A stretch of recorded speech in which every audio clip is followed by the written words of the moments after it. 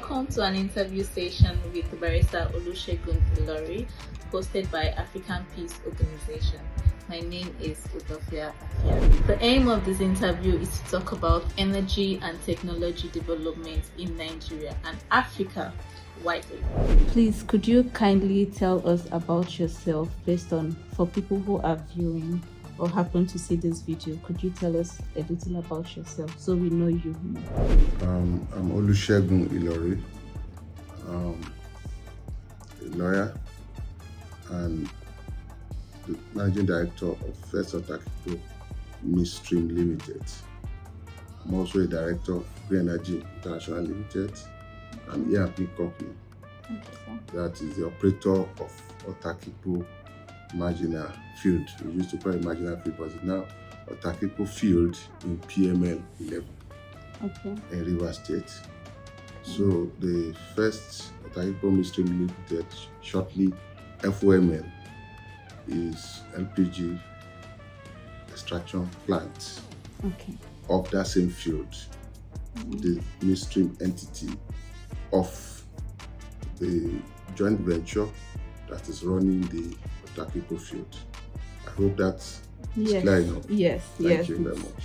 That's okay. Thank you very much. It's a pleasure meeting you today.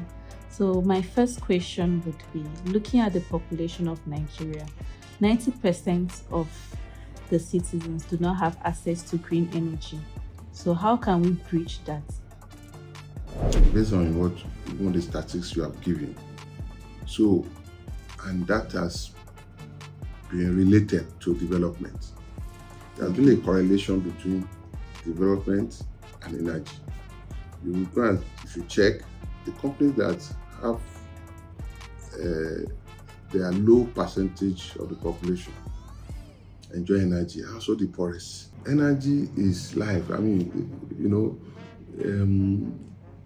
at the creation, God said, let there be light. Let there be light. So it means that, God himself knows the power of energy and what brings, the sun, So now Nigerians, Africa has not been able to expand the access to energy. And that, experts have said, correlates with the development status. So when you see low development countries, go and check the percentage of their population that have access to energy is also reduced.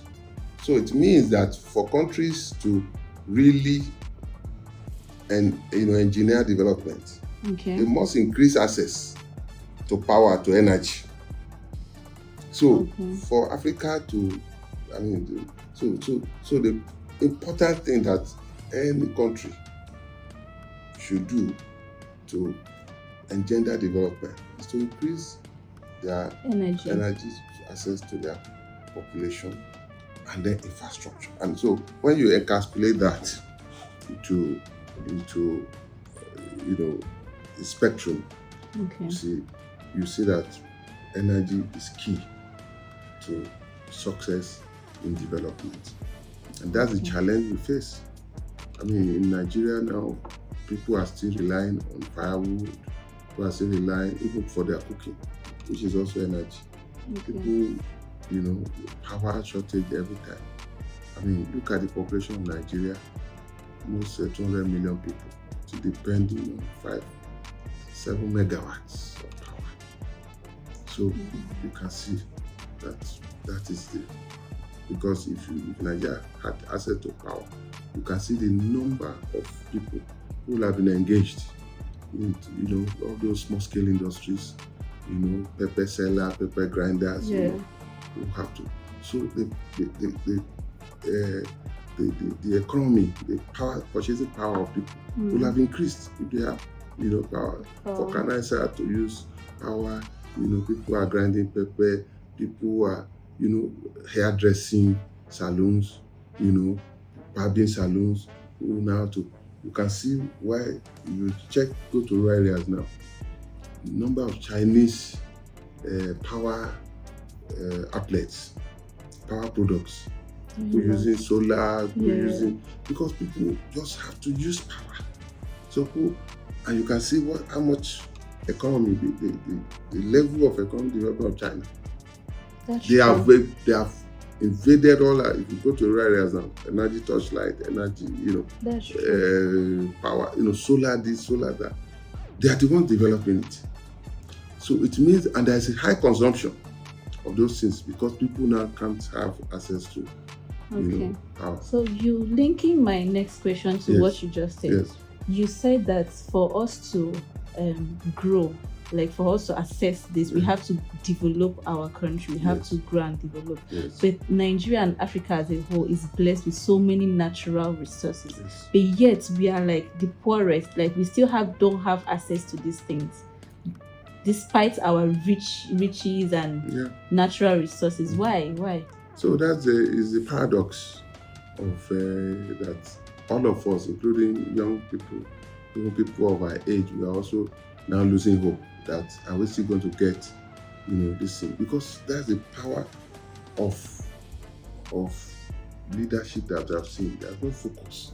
For instance, if a country, if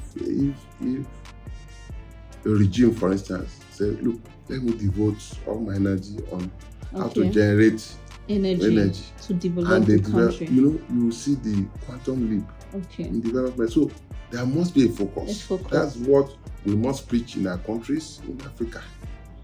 Look, we have everything that anybody needs. Look at the mineral resources that are used for generating power. Lithium, all those things that are used, gas, oil and gas, we have them in quantum. We have even, the sunlight shines more in our countries. In Africa, sun rises and sun sets in Africa. Solar, you can see the impact now of solar energy. People are just coming to it as if it has been there since. It has been there. And that's the life saving that God has even given to us.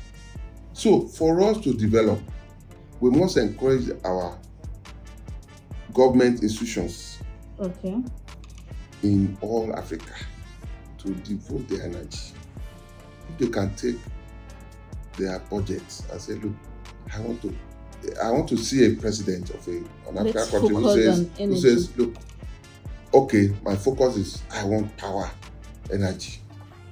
And he devotes 2 years or 3 years of resources and puts it and gets it rolling. And then you will see the quantum leap that, I'm sure by the time he comes for election next time, people will just, because there will have been explosion in the economy, people will have been empowered. A lot of people, people who will have worked, who can work till 24 hours. Because they don't have light, they are short-circuited. I've seen young people who can generate the economy, who can work hard in their youth. But because there is no power, as soon as they start like this, and you see people chorus, the power has gone, this and that. So you can begin to see how that lack of energy, lack of access to power has reduced their productivity too. So in essence, it's greater focus, more development. That's it. So you're canvassing that we call African leaders to focus on development and energy development in Africa. And the resources are there for us. Yes, we do have the resources. Many of them buried under the ground, many of them in the sky, many of them all over the place. It's just for us to harness. And if we think that only foreign countries will come and help us, no. Because the more, for instance, look at the dependence on China now for almost all our power, energy resources. It's making them to develop. So they will also not want us to catch up with them. That is true. Okay, sir. So the next question. Today, solar plants are the cheapest way to generate energy, but it's extremely expensive in Africa. Why? Yeah, if you those who are experts in this, I've seen that. The sun shines brighter here, but the technology, and it's because we didn't start early. Let's face it, we didn't start early. By the time we are focusing on, gigantic hydroelectric power, we're putting so much money in hydro power. We're putting so much money in power generating things. Important. All the small ones, the one that if we are focused on solar from day one, by now the cost will have been cheaper. Now, what is the cost of setting up solar is high, but over time it's the cheapest actually because it lasts longer. Yes, that's true. And the is renewable. It's something that when you have installed it, you have installed it. So it lasts you longer time than generator that you have to. So does it not have any disadvantages? No, not at all. It's a natural resource. It's just the technology of bringing in, and that's the interface between technology and energy. As the technology develops, those who started solar 5 years ago will know that it's now cheaper. The first people that use solar paid highly, but as the technology diffuses more and they are using it more and more, the cost is coming down. So the cost of getting solar is always high, of setting it up, but when you look at over time, it's still the cheapest. So if our countries are invest in what are the things, the solar power panels and so on, they are the ones that are costly there. They want to attract the energy. If they can get it manufactured locally in those countries, that will make it cheaper. And that's what can access, that's how people in the rural areas can access power. You go to the villages and so on, and you put solar power, street lights, you see it in the night, you'll be amazed. Meanwhile, the cost over time is cheaper, even though the setting up of it looks higher in the first level. But when you see it used over time, the cost is low. Okay, so how can Nigeria leverage private sector innovation to scale domestic gas supply and reduce reliance on imports based on the solar panels you've talked about? Now, the gas one is also an irony. In terms of the quantum, Nigerians have more gas than even the oil. Really? Yes, they have more gas than oil. All we hear about is oil. It's oil, because that's the one that brings quick money and all that, and everybody focuses on it. Meanwhile, the gas is actually a resource, and there are associated gas that can be developed on there, and we have a lot of gas fields in Nigeria. So, to your question, the government now, the present administration, we must commend them for the focus on gas. As in the times past, oil was put up as that's what everybody chases. It brings quick cash and all that. But this government has now encouraged to say, look, we also want the gas to develop, and that's why, for instance, they created a ministry. Okay. Minister of State. There's a Minister of State for gas now. It has happened before, but successive government did not pursue it. Yeah. I remember during the Yar'Adua regime, after President Obasanjo, because the President Obasanjo started this issue of focusing on gas, but he didn't quite, take it to a higher level. When President Yar'Adua, of blessed memory, came on board, he created Ministry of Gas. But successive government did not latch on it. But this government has come back to it to create a special ministry, and there's a minister for gas. So that focus on gas is the way to go, because it makes them now to develop the gas pari passu with the oil. And that is why, for instance, our company is the first modular extraction plant, gas extraction plant in Nigeria, FOML, that I told you about. We started it because that was our vision, to say, let's use our field, the oil field, to develop gas, so that nothing in the value chain of the oil and gas is wasted. And so that is already creating an impact. You can see also the Dangote refineries, they also have a powerful gas unit. So the more we encourage these gas companies, license them, encourage them to go into development, the better for Nigeria, because that will create, that will make them to shift focus from wood, using firewood for cooking. The LPG extraction plant, produces LPG which you use for domestic uses, for your cooking and all that. That is also cheaper, and then you are not destroying the environment with wood. Afforestation, the forestation that's happening in the rural areas, because they use this firewood. With the development of gas, there will be a less destruction of our forests. Yeah. And then, since the resource is also there, the gas is one of our great resource. So focus on gas that this association has started. If we continue on it, that will also increase the energy access, particularly in the rural areas, even in the urban centers where people use gas. So are you encouraging local refineries? More to happen.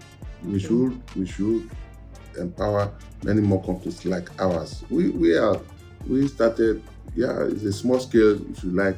It's not the first Otakikpo Midstream.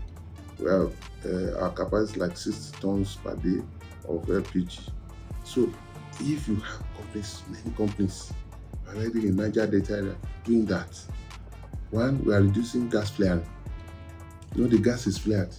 Yes. You come from that area where gas is flared, and so it's like we are burning cash, we are burning money. So when you convert this gas to LPG, to some other things that we can use gas for, then we are saving the forest, we are saving the environment, and we're also getting cheaper resource for our people to use in their daily living. Okay. So capacity development is often a bottleneck in the energy sector. Yes. What are your views on bridging the skill gap in Nigeria oil and gas industry? Yeah, the government has started very well when they created the Petroleum Development Capacity, PTDF, Petroleum Technology Development Fund. So the vision was there all along to see how we can increase the capacity of indigenous companies. The local content board too is there. Nigerian NCDMB, Nigerian Content Development Board, is also for local content. So the capacity building institutions, the PTDF, Petroleum Technology Development Fund, is also to generate is a fund created that all companies are allowed to put some money down, which they use in training, capacity building for practitioners in the oil and gas industry. So with the local content board also in place, I can say that with those institutions performing to their optimum level, we are likely to have more people. So you believe that local content is the key to sustainable development? It's a key to sustainable, because look, at the end of the day, the shares of this world is foreign IOCs, international oil companies. They are going. Some of them are leaving they are leaving the onshore and going to the deep sea. Now you can see the result of that capacity development now. It is those who have been trained that are now taking over those companies now, that are developing them. It's because of that's the result of the capacity development that has happened. Many of the indigenous companies today are the ones doing human job. They are the ones performing because of the training they have gained over time. So it's the way to go in the oil and industry, and the whole of Africa should embrace that. I expect that all the oil producing African countries should develop their local capacities. Okay. The IOCs will come and develop and go. Okay. But it's the indigenous African companies who will inherit, who will take care of their people, who have affinity with the local communities, who can take care of them. So we must encourage capacity development. Okay. That's great. So what is your vision and legacy for energy industry in Africa? The energy is, since you now know the problem, you know that development will continue to elude us if we don't develop our energy sector. Okay. The vision and anybody who wants to do good for us in Africa is to focus on how do we make sure more of our population. I would like to see that reverse to say 90% of African population have energy access. Then it will be bravo. Okay. If instead of 90% doesn't have access that we are talking today, let the vision of every African who works in this industry, who is outside the industry, who is in the political setup, who is in the economic sector, look at how can we get energy access to be more in our rural areas. So if we have 90% access, you will see the kind of development that Africa will have. So that's my vision. My vision, my hope, my prayer is that countries in Africa will invest in getting more of our population to have access to power. Okay, that's good.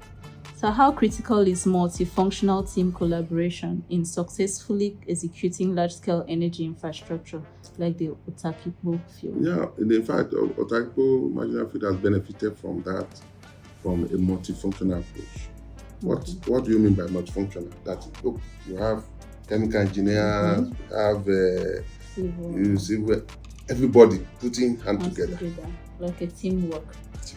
So in oil and gas, there's a role for the media there. There's a role for finance people there. There's a role for, so it's not in times past. There's this it's our industry.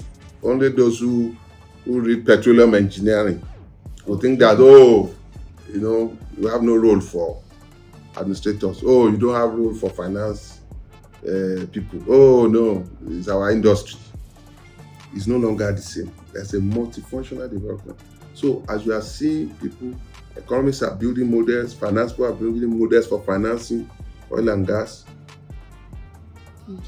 All of them must come together. Then the guys who are putting the pipes together, those who are doing the drilling, they also need the backup support of those who are building houses for them, those who are maintaining those facilities. So no profession can be left out. So it shouldn't be more of just individual or personal, more of a teamwork makes it better. Teamwork. So you need human resources development experts, you need finance experts, you need petroleum engineers, you need administrators. All of them will put their heads together to develop the industry. And that's the benefit we have in Otakikpo field. A lot of multifunctional lawyers. I'm a lawyer working in that industry. So now, we put our input, drafting the agreements, complex complex contracts that are making sure that the industry functions because they are guided by legal rules. So you also have finance people who will develop the model. How do we finance this project? There are also human resources who will say, okay, this is the kind of human resources you need. So everybody in clean energy with different backgrounds, professional backgrounds, came together. And that's why we achieved success. Under 3 years, we brought the field to production. Okay. That would have taken years, but everybody put in his own bit. So it was one of the fastest field to be developed in the country. Okay. And thankfully, we are also expanding the horizon of that area. From that small marginal field, we have developed the LPG plant, we have developed the terminal. Now we have developed, so a lot of things are happening, and we have capacity to do more. So, to have a successful development in Africa as a whole, if we want to grow, we should encourage collaboration. Multifunctional. You can't do it alone. Politicians have to have handshake with experts, development finance, economists. Everybody must come together. So, and that is why I advocate that even professionals should now begin to invest in politics. Because it is in the times past, politicians are the ones, we leave it for politicians. I'm one of those who believe that without those who have the intellectual capacity to be in government, we will continue to fail. You can imagine if those who started the political class and so on has scientists, everybody coming together, then we will have developed more than this. But it was left for, it's politicians. It's a dirty game. I don't want to be there. No. Okay, they leave the country left it for just the yes, and they thought they were pursuing their professions. I want to be the best lawyer. I want to be the best economist. I want to be the... Not forgetting that the person who puts all those things together is the person in government. So we left the best job in the hands of the least endowed.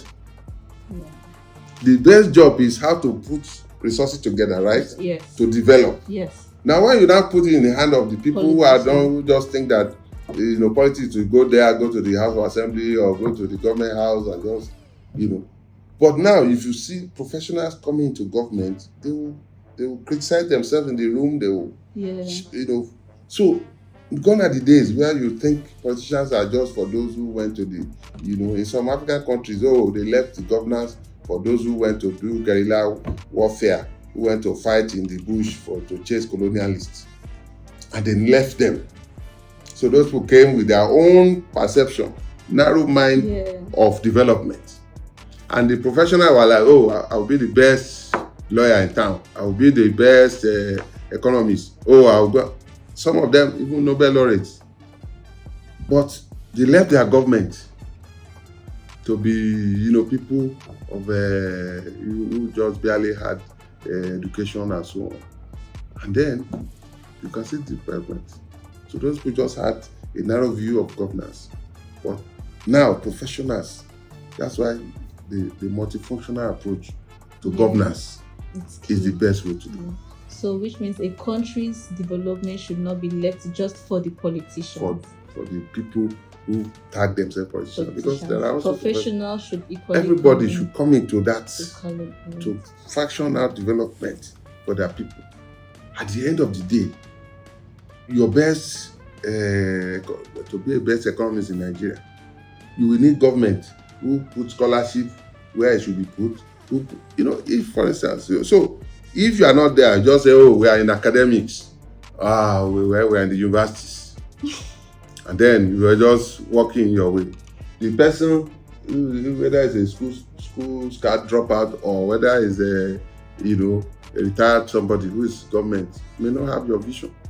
So you end up, all your career can be ruined by a simple regulation.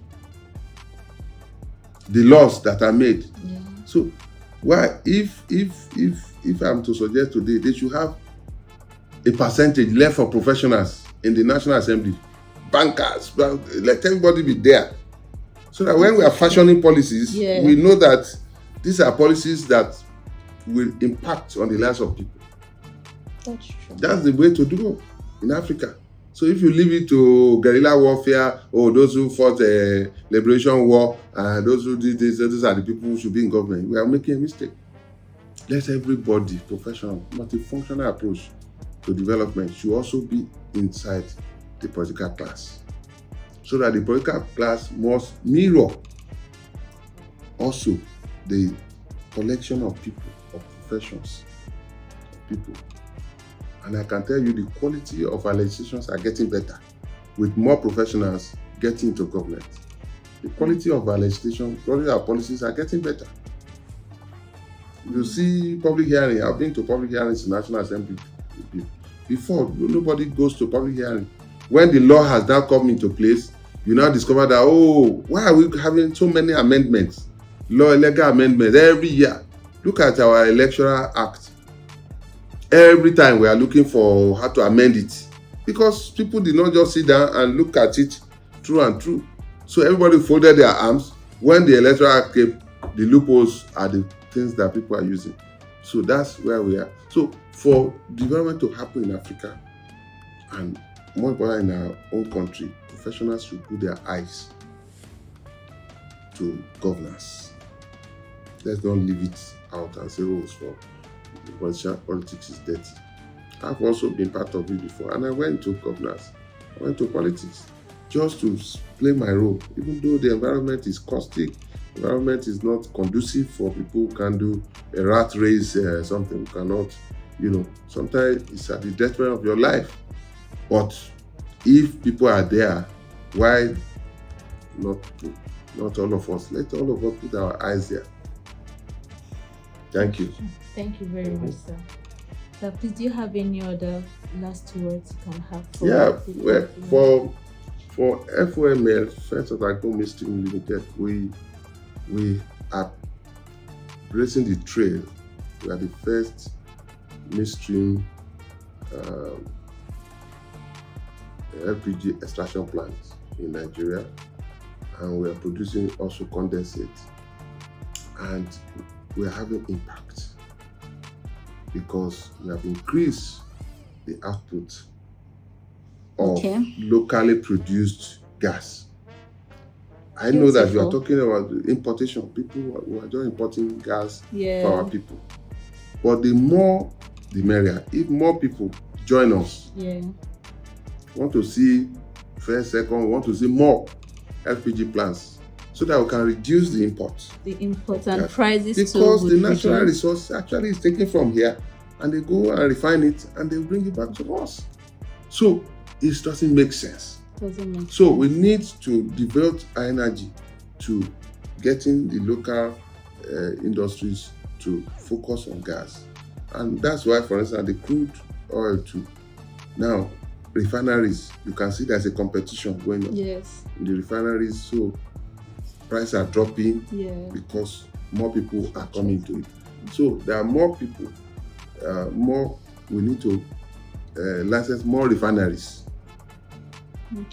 In terms of refining capacity for Nigeria, we need more, so that the price of crude, fuel will come down. So as more people are encouraged to go into this, it's a very capital intensive. Unfortunately for us, the international community, the foreign countries who have the resource, they are reducing their exposure, financing for natural oil and gas because of the environmental issues. So the environmental issues have been determining, we are not going to finance. So there's a shortage of finance for oil and gas contracts and so on, production now, because there's a reduction in funding from foreign countries, from developing countries, because they are putting their own selfish rules in place. But Africa, that's what we got. So why do we still depend on foreign currencies for funding? Because the industry, the technology is still not with us. We are buying the technologies for drilling companies. We are buying the chemicals for drilling from those foreign countries that have developed themselves. So now that they've developed themselves, they like you to bring the raw materials to them. They will refine it and sell it back to you. So our oil is taken to Amsterdam, to all these countries, from US and so on. They refine it and sell it back to us in foreign currency. So to stop these imports, we must do our own locally. Okay. That's the starting point. That is what now they are having another slogan. No, oil, environment. They are making the noise. Environment issues. They don't want to finance oil and gas again. But let us have our local industries. And that is why the setup of African Energy Bank is important. It's a good thing development to us. The African Energy Bank has now been set up. It's going to take off in Nigeria as the headquarters. But I'm suggesting that African countries can also have their own energy banks. Those will finance, because now the resources are dwindling of financing those energy projects are dwindling. So we need our homegrown approach. Let African countries come together and put their resources together to finance their energy projects, or else nobody won't do it for us. So is there anything we are expecting in the energy sector? Is there anything we are expecting? No, that's the bottom line, is that the challenge there is that financing has become an issue. Okay. So and governments are looking for solutions. Okay. They are looking for solutions to it. And one of the solutions is the creation of this African Energy Bank, which I think is a development that is good for us. But the issue now is that we must, I want to even see that each country sets up its own energy bank as a development institution to finance energy projects. And they can put resources together. There are so many people who have some money stuck abroad and so on, that may encourage them to bring the money back. Yeah. Okay. Thank you very much. Collaboration. Thank you very much, sir. We really appreciate it. Thank you very much. Thank you so much. Yes.